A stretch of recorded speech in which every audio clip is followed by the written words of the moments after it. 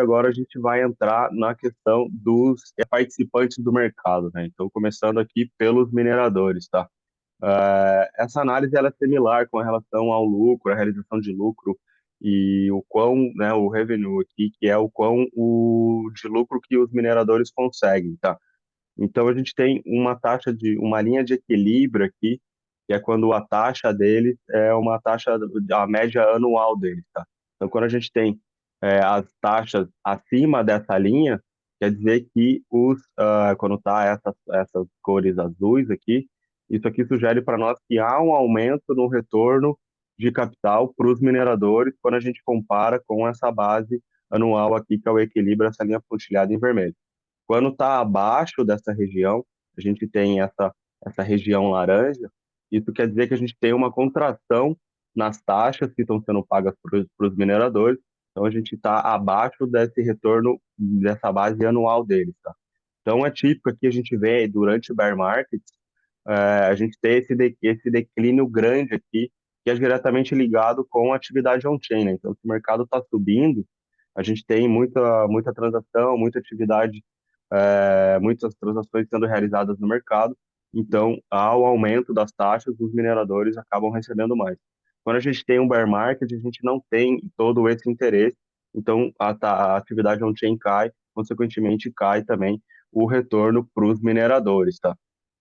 E agora a gente está numa situação que a gente voltou a ter um aumento aqui, né? Então, nesse ano, a gente está aqui na máxima aqui desse retorno para os mineradores, né? Que é aquilo que a gente comentou no início. Então, a gente está voltando a ter uma certa atividade on-chain no mercado, né? Então, a gente está voltando a ter transações e as taxas pagas para os mineradores é um desses indicadores que a gente compara aqui. Então, a gente precisa ver se isso aqui a gente realmente vai ser um pico e voltar a cair, porque como a gente está num bear market, a gente tem um pico em algum evento de capitulação e depois a atividade on-chain ela volta a ficar estagnada, ou se a gente vai ter uma continuidade nessa atividade on-chain, se essas taxas continuarem subindo, isso realmente vai ser um sinal bem positivo para a gente ter essa virada desse ciclo de baixa para um ciclo de alta. Seguindo aqui nos tipos de participantes do mercado, a gente entra agora aqui nas entidades ativas, tá? Então, o conceito ele é basicamente o mesmo que a gente estava olhando aqui relacionado à atividade, né, on-chain. E quando a gente tem essa linha acima desse equilíbrio, que é o mesmo conceito de equilíbrio de uma base anual, quando a gente tem essa linha acima, quer dizer que a gente tem mais entidades ativas no mercado, né? Isso também tende a ser em um mercado de alta, né? Ou em algum evento de volatilidade, como evento de capitulação. Quando a gente tem um mercado de baixa, essa atividade tende a cair, né? Então a gente tem aqui esse pico, por exemplo, em janeiro de 2018 aqui, né? Esse pico de atividade das entidades, né? Ou seja, entidades são todos os investidores do mercado. Então a gente tem esse pico, temos a máxima histórica, o mercado inicia uma virada, um bear market, a gente tem essa queda drástica de atividade dessas entidades. Aqui no ano passado, a mesma situação. Então agora a gente teve esse pico de atividade aqui justamente nas semanas antecedentes do evento da Terra Luna, e a gente tem novamente esse pico agora após o evento da FTX. Então, como evento de capitulação, a gente tem esse pico justamente por causa que o mercado entra em desespero e todo mundo sai vendendo, e não por isso que é um evento de capitulação. E é o mesmo conceito que a gente comentou da atividade dos mineradores. Se a gente continuar tendo esse crescimento das entidades ativas no mercado, é um sinal bem positivo para a gente realmente estar virando, porque a gente volta a ter interesse dos investidores no mercado, tá? Dando continuidade aqui e seguindo no conceito das entidades do mercado, a gente tem um indicador aqui com umas bandas e com seus desvios aqui, tá? Então, isso aqui é o padrão, né, a média de um ano aqui das transações feitas, tá? Dentro do mercado. E a gente tem dois desvios para cima e dois desvios para baixo, como bandas aqui, similar à banda de Bollinger, vamos dizer assim. Então a gente tem dois pontos aqui.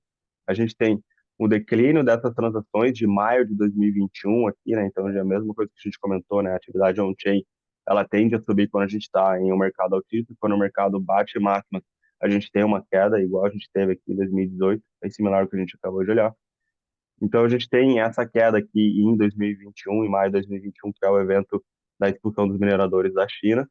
E após isso, a gente tem uma certa estagnação e uma subida constante dessa atividade on-chain aqui, tá? E a gente está nessa região desde aqui, antes da gente bater o nosso topo histórico lá, a gente segue nessa mesma região, que também é a região que a gente teve aqui na virada do mercado aqui de 2019, né? A gente chegou a ter essa virada antes do Covid e também logo após a gente preceder aqui o último evento de capitulação do bear market de 2018.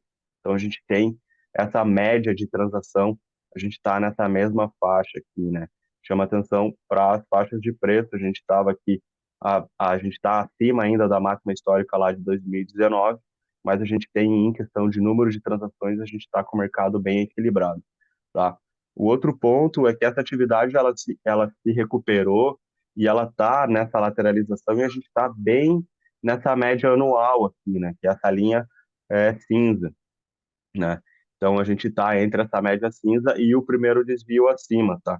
Então chama atenção isso para nós aqui que apesar de a gente estar nesse bear market, esse número de transações, essa atividade on-chain, ela caiu tanto, né? Que chegou a tocar essa segunda banda aqui no evento da China do ano passado, mas recuperou e está numa média anual e querendo andar para cima. Então isso sinaliza para a gente que o BTC ele está em uma região de equilíbrio entre demanda de atividades, de transações e espaço de bloco para mineração. Então, se isso realmente mostrar bem estável para as transações e seguir subindo, é outro indicador que mostra para nós o quão robusta a rede do Bitcoin ela é hoje, quão estável ela está, mesmo que a gente tenha toda essa dor financeira, esse bear market tão forte que a gente tem, a rede continua estável, tá? Então a gente falou sobre transações, né, o número de transações, falando que elas estão voltando a subir, e agora a gente, que é um sinal positivo, e agora a gente vai olhar o outro lado para confirmar isso, que é o volume em dólares, né, o volume em dinheiro realmente dessas transações. E a gente tem aqui uma tendência de baixa nesse volume financeiro dessas transações desde a máxima lá de 2021, né? A gente vem nessa tendência de baixa. E hoje a gente está numa região aqui que ela é das mínimas desse ano, as mínimas desse ano e as máximas de 2020 lá, né? Então, aquilo que a gente comentou, né? Que em 2021 a gente tem toda uma entrada de capital no mercado, que em janeiro de 2021 também marca a entrada dos institucionais no mercado, então entrou muito capital no mercado, tanto que mostra aqui para nós, né? Esse rally de alta que a gente teve de 2021 aqui foi um dos mais fortes. Aqui a gente tem isso aqui em dólares mostrando para nós também. E agora a gente volta para a região pré-entrada dos institucionais, né? Então, tudo que a gente comentou, todo aquele capital que entrou nesse ciclo, ele já saiu desse ciclo, né? Ele foi realmente expurgado, né? Então, por isso que a galera de trás e a gente também acha que esse pode muito ser o fundo de mercado, porque a gente realmente voltou para patamares de estruturas pré-institucionais, mas o preço ainda está acima aqui, né? Então a gente realmente tem uma situação aqui de estrutura do mercado, da rede Bitcoin, similar, mas com um mercado muito mais maduro, né? Então isso realmente pode ser um sinal bem positivo para o mercado, mas se a gente não tiver esse volume aumentando, a gente não tem como confirmar essas atividades on-chain, vamos dizer assim, no lado fundamentalista, a gente não consegue confirmar que a gente está virando essa tendência, tá? Então a gente falou, né, justamente desse volume baixo, né? Então, mas a gente falou também que a gente tem um aumento de transações. Então agora a gente vai tentar olhar aqui quem são esses investidores que estão aumentando, que estão fazendo essas transações. E o que ele chama atenção para nós nesse indicador aqui, nesse gráfico nesse mapa de calor, vamos dizer assim, a gente tem transações com volume financeiro até 100 mil dólares aqui, né? De 10 a 100 mil dólares, que são essas transações em amarelo, em laranja de 1.000 a 10 mil dólares, e em vermelho transações de 0 até 1.000 dólares. Então a gente teve aqui ele chama atenção para o colapso aqui, que caiu esse volume, né, de transações, né, o tamanho delas comparado ao mercado, né, a gente tem essa queda justamente em 2021, porque a gente entra em investidores institucionais, então a proporção das transações desses volumes acaba sendo menor, porque entrou muito institucional, eles dominaram o mercado, e a gente tem essa lateralização aqui, né, em todo esse ciclo, e agora, após o sell-off do junho aqui, a gente tem um aumento novamente dessas entidades, né? Ou seja, é, esse aumento de atividade que a gente acabou de ver são dessas entidades de 0 até 100 mil dólares. Então, a gente não tem mais todo aquele volume institucional que a gente teve durante esse ciclo, ele já não está mais tão interessado nessa faixa de preço. Então, por isso a gente tem esse aumento na dominância aqui desses investidores menores aqui, tá?